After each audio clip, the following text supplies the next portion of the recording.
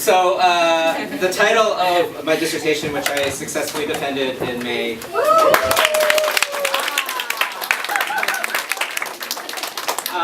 is Between Rage and Love, Disidentifications Among Racialized, Ethnicized, and Colonized Allosexual Activists in Montreal. Okay, so I'm going to unpack that now in the little time I have. Basically, I have been an activist in Montreal for about 10 years, focusing on the intersections of race and sexuality.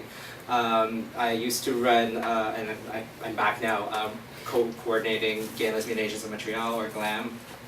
And I'm also involved in a few other projects, which I'll talk about later. But what I was doing with my research was I was collecting oral histories of people who identified as activists that were also LGBT, lesbian, gay, bisexual, trans, queer, etc., and racialized or people of color, and as well as Aboriginals in Montreal. So they had those two identities. And so what I was looking at was the ways they used their identities to find a sense of belonging and to do their activism in Montreal.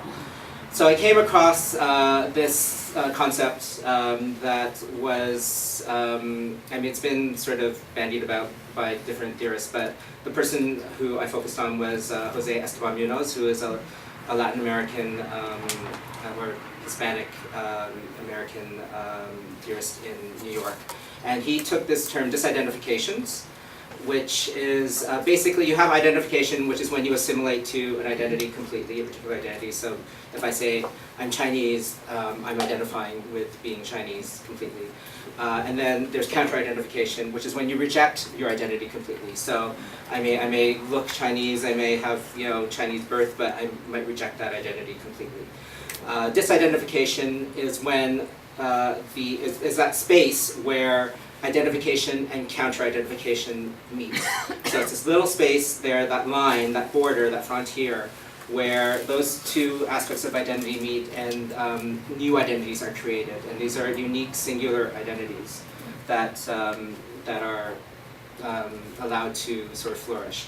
And what Munoz does in his book is look at performance artists in New York who are mostly trans artists of color who are also queer.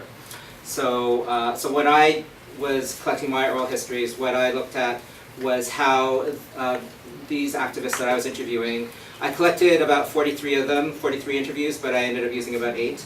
And I looked at how they used this disidentification kind of process to find ways to belong in 3 institutional areas. So the first institution was family. So the ways they looked at, the ways they used their disidentification to not identify with the traditional neoliberal Western construction of the family, which is the nuclear family. And also the ways that they disidentified with the idea of not necessarily adhering to this drive to gain the legalization of gay marriage as well, which many of them saw as sort of another way of just perpetuating the nuclear family in a different sense. The next institution I looked at was citizenship. So the ways that they defied the ideas, the traditional ideas of citizenship in terms of legal citizenship, in terms of citizenship based on the idea of a people, and citizenship based on the idea of land and territory. So, so what I looked at was the way they used their day-to-day existence and the way they disidentified with the traditional structures and the traditional institutional methods of belonging, and just looked at the ways they were just socially interacting with people on a day-to-day level. And that's how they sort of created a space for themselves. I'm really generalizing here, by the way. There's a lot more to this than that. And then the third institution was activism itself, because activism has become a bit of an institution. There are certain ways that people view what activism is and how it's constructed and what are acceptable and unacceptable ways. And so I looked at how these particular activists defied those traditional ways of doing activism. And in particular, this is where the title of my dissertation comes in, Between Rage and Love, because that's actually a quotation from one of my research participants. And that person basically spoke about emotional activism and how they viewed sort of the idea of relationships as being a form of activism itself. So this was that sort of way of disidentifying with, how much time do I have? None. None? Oh, that's why you're looking up. Because I saw her creeping up and I'm like, I must be out of time.